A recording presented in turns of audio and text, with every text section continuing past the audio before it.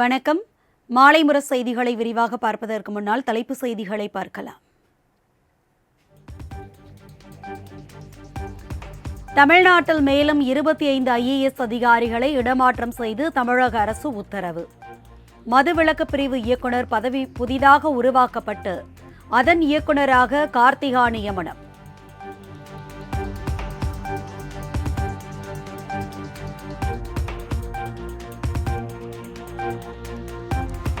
தமிழக உள்துறை செயலர் அமுதா சென்னை மாநகராட்சி ஆணையர் ராதாகிருஷ்ணன் பணியிட மாற்றம். புதிய உள்துறை செயலாளராக தீரஜ்குமாரை நியமித்து அரசு உத்தரவு.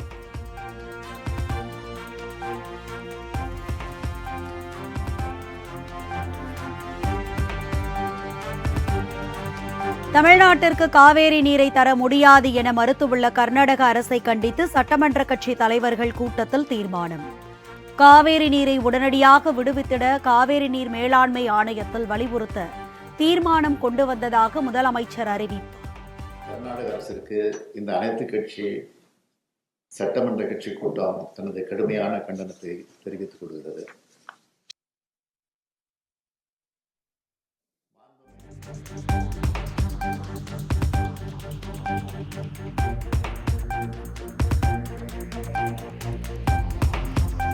காவேரி நீர் விவகாரத்தில் உச்சநீதிமன்றத்தை நாடி அனைத்து நடவடிக்கையும் மேற்கொள்ள ஒருமனதாக முடிவு. அனைத்து கட்சி கூட்டத்திற்கு பிறகு முதலமைச்சர் மு க ஸ்டாலின் பேச்சு.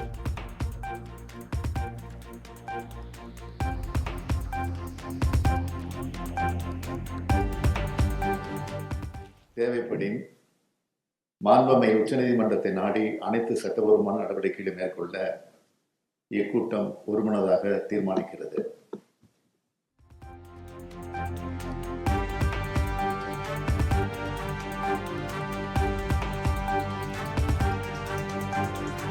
காவேரி பிரச்சினையில் பிரதமரை சந்தித்து அழுத்தம் கொடுக்க வேண்டும். அனைத்து கட்சி கூட்டத்தில் விசிக தலைவர் திருமாவளவன் கோரிக்கை.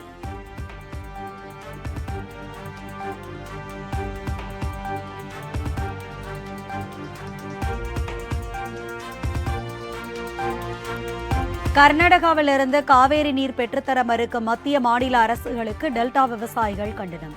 தமிழகத்தின் பல்வேறு இடங்களில் ரயில் மறியல் போராட்டம்.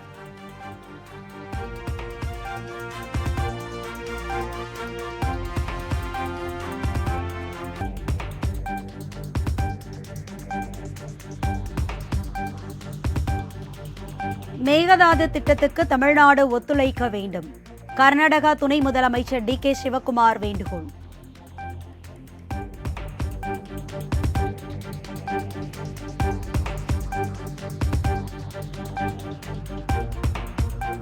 காவேரியில் தமிழகத்திற்கு திறந்துவிடப்படும் தண்ணீரின் அளவு 40,500 கனஅடியாக அதிகரிப்பு. கபினி அணைக்கு நீர்வரத்து 37,000 கனஅடியாக அதிகரித்துள்ள நிலையில் 36,000 கனஅடி நீர் வெளியேற்றம்.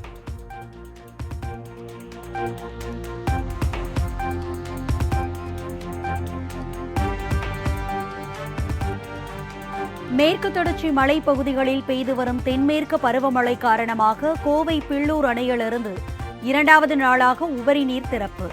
கரையோர பகுதி மக்கள் பாதுகாப்பாகவும் எச்சரிக்கையுடனும் இருக்க வருவாய்த்துறை அறிவுறுத்தல்.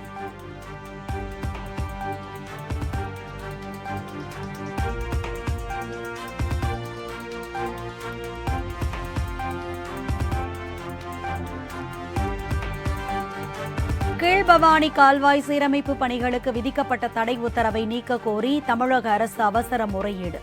வழக்கின் விசாரணை வரும் 18ஆம் தேதி நடைபெறும் என சென்னை உயர்நீதிமன்றம் அறிவிப்பு.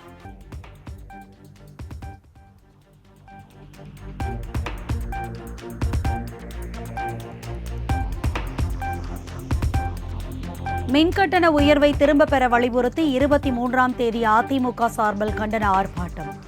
எதிர்க்கட்சித் தலைவர் எடப்பாடி பழனிசாமி அறிவிப்பு.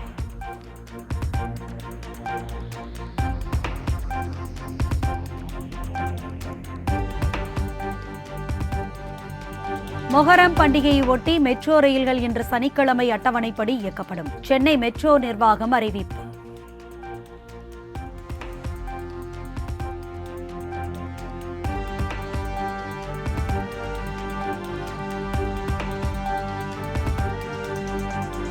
ரயிலில் 4 கோடி ரூபாய் பறிமுதல் செய்யப்பட்டது தொடர்பாக நயினார் நாகேந்திரனிடம் சுமார் 7 மணி நேரம் நடைபெற்ற சிபிசிஐடி விசாரணை நிறைவு. பணம் பறிமுதல் செய்யப்பட்டதற்கும் தனக்கும் எந்த சம்பந்தமும் இல்லை என நயினார் நாகேந்திரன் திட்டவட்டார்.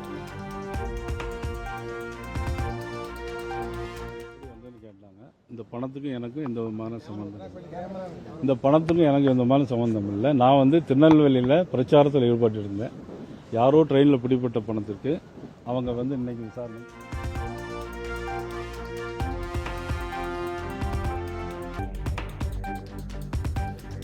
நில மோசடி வழக்கில் கைது செய்யப்பட்ட அதிமுக முன்னாள் அமைச்சர் எம்.ஆர். விஜயபாஸ்கர் வரும் 31ஆம் தேதி வரை நீதிமன்ற காவல் விதிக்கப்பட்டதை அடுத்து திருச்சி மத்திய சிறையில் அடைத்த போலீசார்.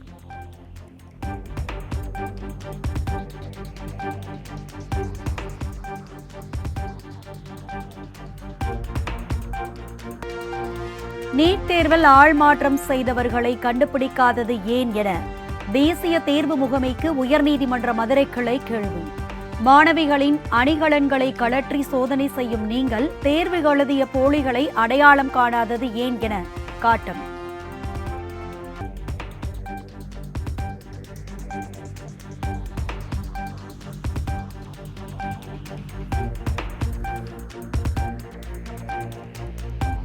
நீட் வினாத்தாள் விற்பனை தொடர்பாக மேலும் 2 பேரை கைது செய்தது சிபிஐ. பாட்னா, ஹசாரிபாக்கை சேர்ந்த பங்கத் சிங் மற்றும் ராஜு சிங் ஆகியோரை கைது செய்து விசாரணை.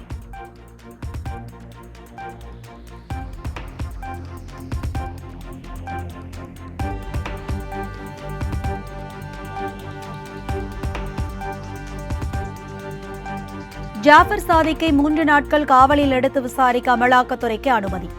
ஜூலை 19ஆம் தேதி மீண்டும் ஆஜர்படுத்த சென்னை மாவட்ட முதன்மை அமர்வு நீதிமன்றம் உத்தரவு.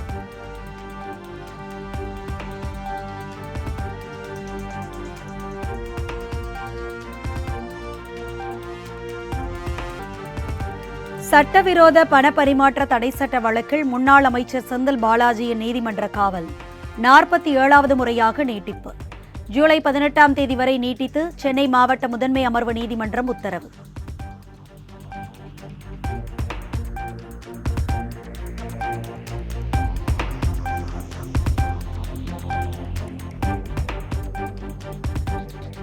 இடைநிலை ஆசிரியர் பணிக்கான தேர்வில் 1000 பணியிடங்கள் அதிகரிப்பு. தமிழ்நாடு ஆசிரியர் தேர்வு வாரியம் அறிவிப்பு.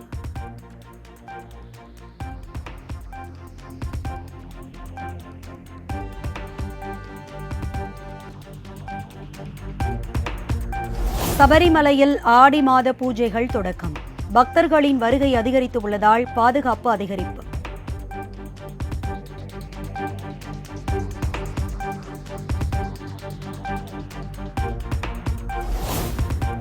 ஜூலை 21ஆம் தேதி நாடாளுமன்ற அனைத்துக் கட்சி கூட்டம்.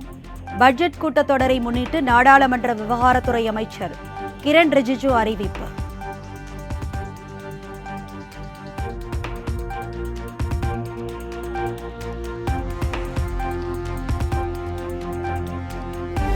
ஐக்கிய நாடுகள் பொது சபையின் 79வது கூட்டத்தில் உரையாற்றுகிறார் பிரதமர் மோடி. செப்டம்பர் மாதம் 26ஆம் தேதி நேரம் ஒதுக்கப்பட்டுள்ளதாக தகவல்.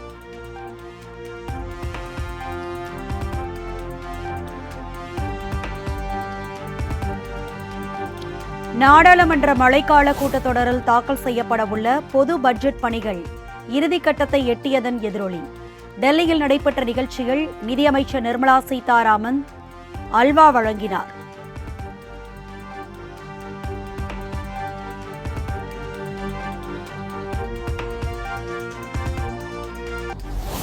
ஐரோப்பியன் யூனியன் பாராளுமன்ற தலைவராக ரூபர்டா மெட்சோலா மீண்டும் தேர்வு. மால்டா நாட்டை சேர்ந்த இவர் அடுத்த 2.5 ஆண்டுகள் பதவியில் இருப்பார் என தகவல்.